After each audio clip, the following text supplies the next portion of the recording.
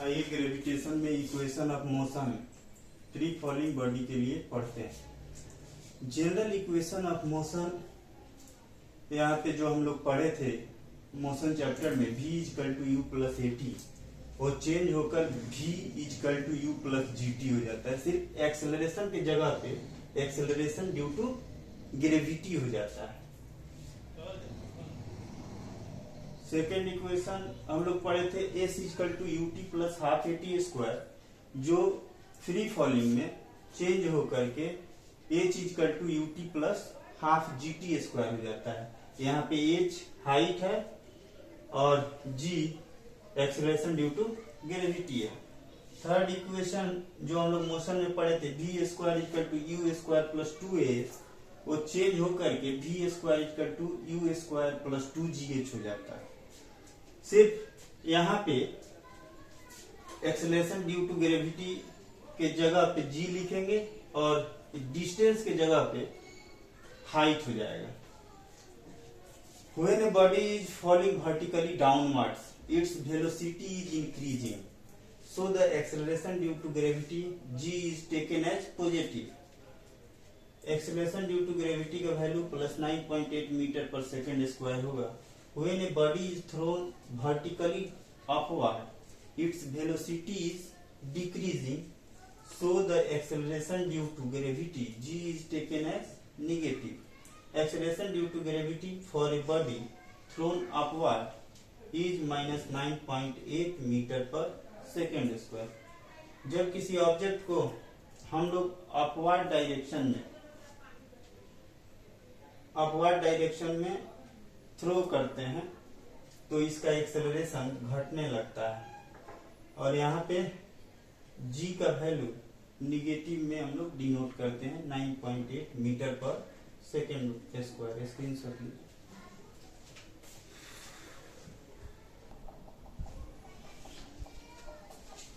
When a body is dropped freely from a height, its initial velocity u is 0.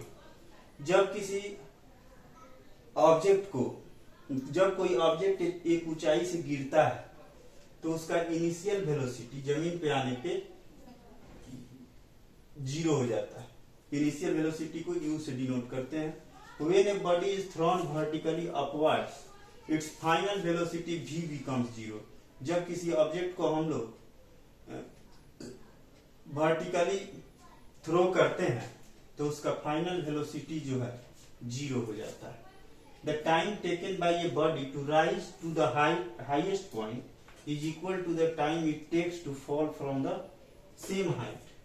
किसी object को हम लोग throw करते हैं तो मैक्सिमम हाइट तक जाने में जो समय लगता है उतना ही समय उसको उस हाइट से पृथ्वी पर आने में लगता है।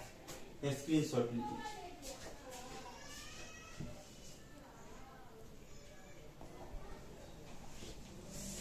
आइए न्यूमेरिकल बनाते हैं।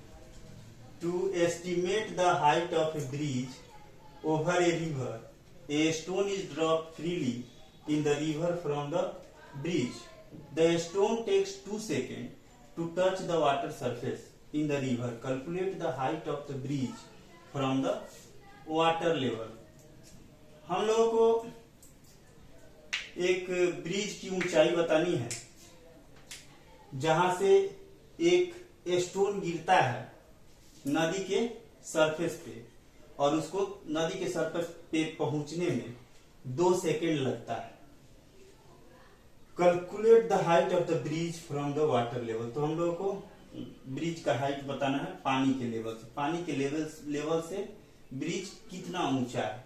तो हम आप लोगों को बताए थे कि जब कोई ऑब्जेक्ट फ्रीली किसी सतह पे गिरता है तो वहां पे इनिशियल वेलोसिटी 0 हो जाता है और टाइम दिया हुआ है 2 सेकेंड, और यहाँ पे एक्सेलरेशन ड्यू टू ग्रेविटी का वैल्यू पॉजिटिव होगा 9.8 मीटर पर सेकेंड स्क्वायर। तो हम लोग को हाइट फाइंड आउट कर लेना है। तो यहाँ पे हम लोग फॉर्मूला जानते हैं। We know that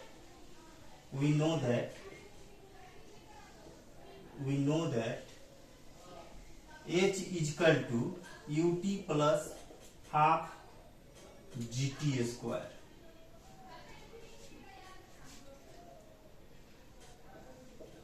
initial speed 0 है, टाइम 2 सेकेंड है,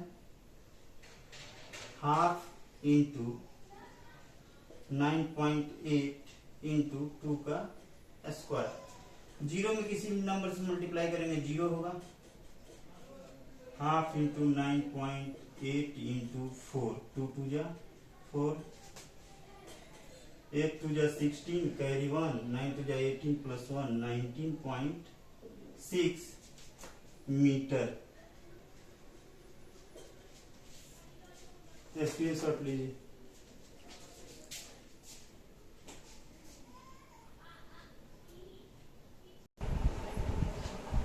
आइए एक क्वेश्चन बनाते हैं। When a ball is thrown vertically upwards, it goes through a distance of 19.6 meter.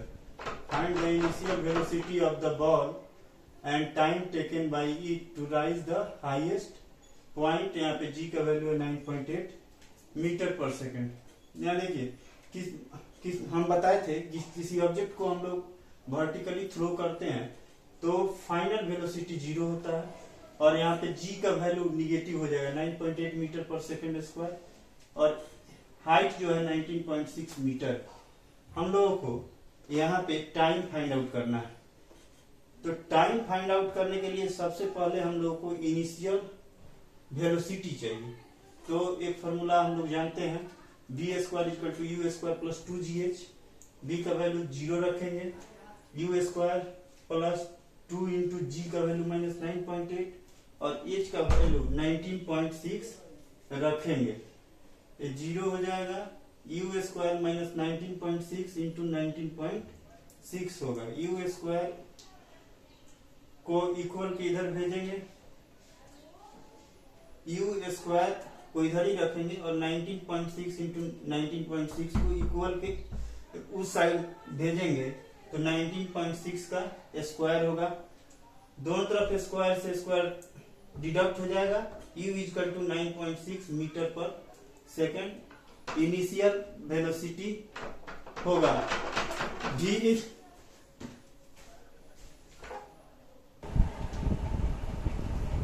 आइए यहाँ u का वैल्यू हम लोग फाइंड आउट कर लिए। हम लोग पास फाइनल वेलोसिटी का वैल्यू 0 है। जब किसी ऑब्जेक्ट को हम लोग थ्रो करते हैं तो फाइनल वेलोसिटी मैक्सिमम पॉइंट पे 0 होता है। u का वैल्यू 19.6 मीटर पर सेकेंड है और g का वैल्यू माइनस 9.8 मीटर पर सेकेंड स्क्वायर है। यहाँ पे हम लोग को फाइंड आउट करना है टाइम का वैल्यू। तो हम लोग जानते हैं कि v equal to u plus g t होता है। v का वैल्यू यहाँ 0 हो जाएगा, u का वैल्यू यहाँ से हम लोग फाइंड आउट किए 19.6 अब plus minus 9.8 into t. 9.8 t equal to 19.6। जब इसको डिवाइड करेंगे तो 2 सेकेंड आएगा, यानी टाइम है। स्क्रीनशॉट लीजिए।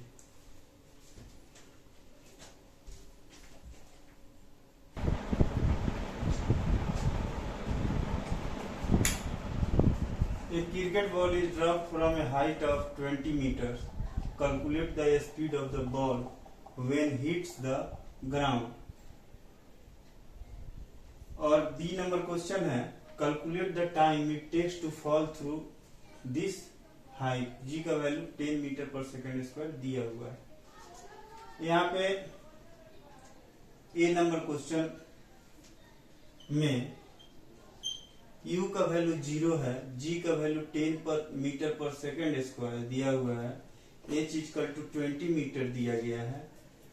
हम लोग जानते हैं v square equal to u square plus 2gh। v square plus equal to u square का वैल्यू 0 हो गया, 2gh का value 2 into 10 into 20। v square equal to 400, v equal to root under 400 equal to 220 metre पर second. यहाँ पे final velocity का value होगा। u का वैल्यू 0 दिया हुआ है दूसरे क्वेश्चन में, v का वैल्यू 20 मीटर पर सेकेंड है, g 10 मीटर पर सेकेंड स्क्वायर है, टी फाइंड आउट करना है एंड टाइम फाइंड आउट करना है। We know that v equal to u plus g t. 20 v का वैल्यू है लिख देंगे, u का वैल्यू 0 है 0 कर देंगे, और एक्सेलरेशन ड्यू टू ग्रेविटी का वैल्यू 10 है और t का वैल्यू फाइंड आउट करना है। 10t इक्वल टू 20, यहाँ 10 मल्टीप्लीकेशन में है तो इक्वल किधर जाएगा तो डिवाइड में चेंज होगा, और t इक्वल टू 2 हो जाएगा। 10 टू 20 होता है, 2 सेकेंड इसका आंसर हुआ। स्क्रीनशॉट लीजिए।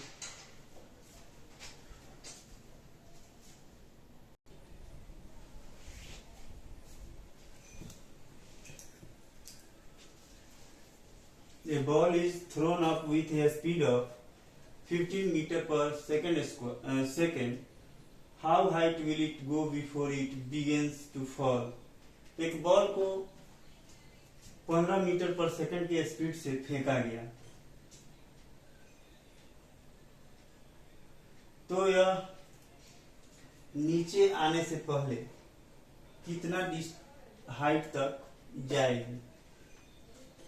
इनिशियल स्पीड 15 मीटर पर सेकेंड है, फाइनल वेलोसिटी 0 है, क्योंकि मैक्सिमम हाइट पे जब किसी ऑब्जेक्ट को फेंका जाता है तो मैक्सिमम हाइट पे जाकर उसका वैल्यू 0 हो जाता है। g का वैल्यू यहाँ निगेटिव होगा, -9.8 मीटर पर सेकेंड स्क्वायर। h का वैल्यू फाइंड आउट करना है। g square equal to u square plus 2gh। 15 का square 225 minus 19.6 hour, 19.6 hour equal to 225। अब यहाँ पे 19.6 से डिवाइड करेंगे, 11.4 मीटर आंसर होगा। स्क्रीनशॉट लीजिए।